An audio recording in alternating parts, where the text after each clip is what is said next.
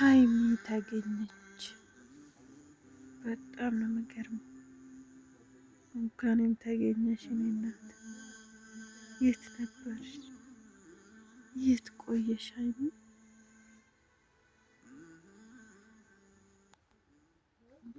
ብሩኬ ተናዷል።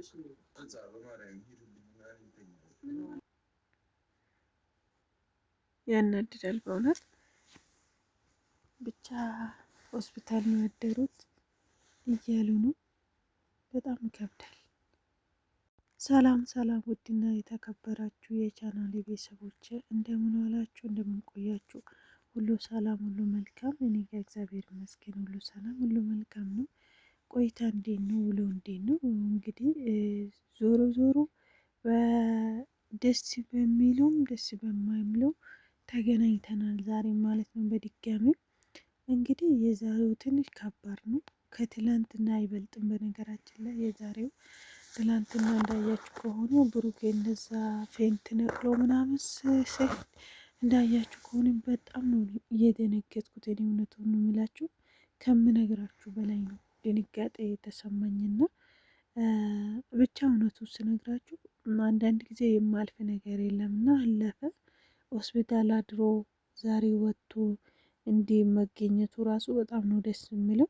እንዴ በዛ ሰዓት ራሱ ብሩኬ ለመጀመሪያ ጊዜ ይመስለኛል እኔ ሚዲያ ላይ ሲያዩ ብሩኬ ፌንት ነቅሎ ሆስፒታል ገብቶ መገኘቱ ወይም ደግሞ ማደሩ እኔ ለመጀመሪያ ጊዜ ነው ብሩኬ ላይ እንዲህ አይነት የሰማሁትና እና ሀይሚዬም ደግሞ እኔ እውነት ሁላ ስነግራችሁ ከሱ የሚበልጥለት ነገር ምንድን ነው የሚለው ነገር ውስጤ ሲከነክን እናንተ ቪዲዮን ከለቀቁ በኋላ እውነት እንዴ የፈለገ ነገር ቢሆን አብረው ነገ አብረው የሚኖሩ ሰዎች ናቸው። አብሮ ትዳር መስርቶ አንድ ላይ የሚኖሩ ሰዎች ናቸው። እንዴት ነው ከሱ ጋር ሳትመካከር ችግር ገጠመኝ ብላ በራሷ ተነስታ በራሷ ነገር የምታስካሂደው ነገር እኔ አይመቸኝም። ሀይሚ ብሩኬን አሁንም ስሜታዊ የሚያደርገው ነገር ቢኖር ድብቅ ናት። ምንም ነገር ከኔ ይልቅ ነገሮቹ ነው የሚበልጥላት። ስለ እኔ ሳይሆን ስለ ነገሮቹ ነው የምትጨነቀው ይላል። እውነት ነው ደግሞ እሱ ይጨነቃል። ለሱ ልንገረው ምናምን ብላ መናገር ነው አለባት እንጂ ከሱ ደብቃ ለማን ነው የምትናገረው? ሀይሚ እኔ ጥያቄ ሆነብኝ እውነቱ ስነግራችሁ ማለት ነው። እስቲ እንደ እኔ ጥያቄ ሆነባችሁ ሰዎች አላችሁ፣ ኮሜንት ስር አስቀምጡልኝ ሀሳባችሁን፣ አስተያየታችሁን ኮሜንት ስር አስቀምጡልኝ ማለት ነው ውዶቼ። ዞሮ ዞሮ እሱም ድነዋል፣ ቤት ተመልሷል። እሷ ደግሞ መገኘቷ በጣም ነው ደስ ያለኝ። ማለት በዚህ በአጭር ጊዜ ውስጥ በአጭር ሰዓት ውስጥ ተመልሳ እዛ መገኘቷ ራሷ በጣም ነው የገረመኝ።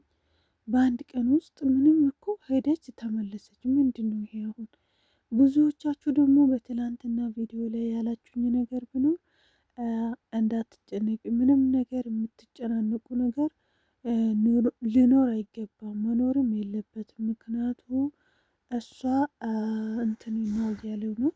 ምንድን ነው ስራ እየሰሩ ነው፣ ድራማ ነው የምትሉኝ ሰዎች በጣም ብዙ ናችሁ። እኔም እንደዛ መስሎኛል። ግን በትላንትና ያሳሰበኝ ነገር ብኖር የእሱ ፌንት በልቶ መውደቁ ነው በጣም ሲያስጨንቀኝ የነበረውና ግን ዞሮ ዞሮ አለፈ። እሱም ደህና ሆነዋል፣ እግዚአብሔር ይመስገን።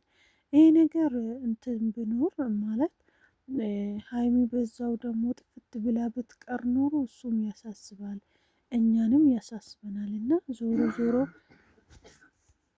ዞሮ እሷ መገኘቷን የሚጠቅመን የእኛ ደስታ።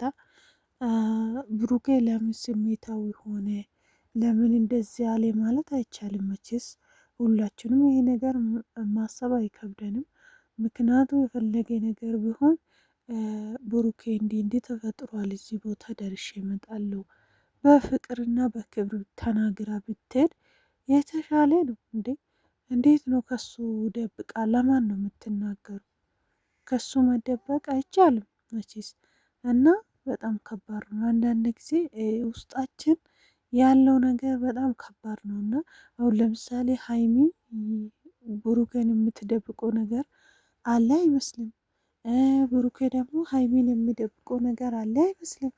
እሷ ደግሞ ደብቃ እሱ እንደዚህ ደንዝዞ አልቅሶ ራሱን እስኪስት ድረስ የሚያስደብቃት ነገር ሊኖር ለምን ቻለ የሚለው ነገር እኔ በጣም ነው የሚገርመኝ፣ እውነቱ ስነግራችሁ ማለት ነው።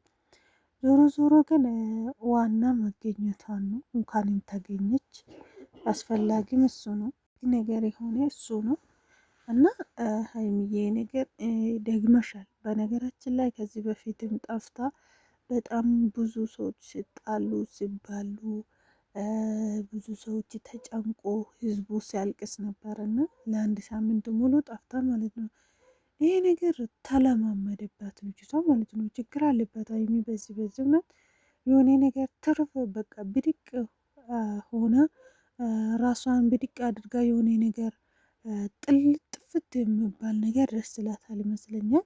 እንደዛ ነገር ታደርጋለች። ራሴን ማዳመጥ አለብኝ፣ ብቻ መሆን አለብኝ። እንደዚህ ነገሮች እኔ አይመቹኝም፣ እውነቱ ስነግራችሁ ማለት ነው።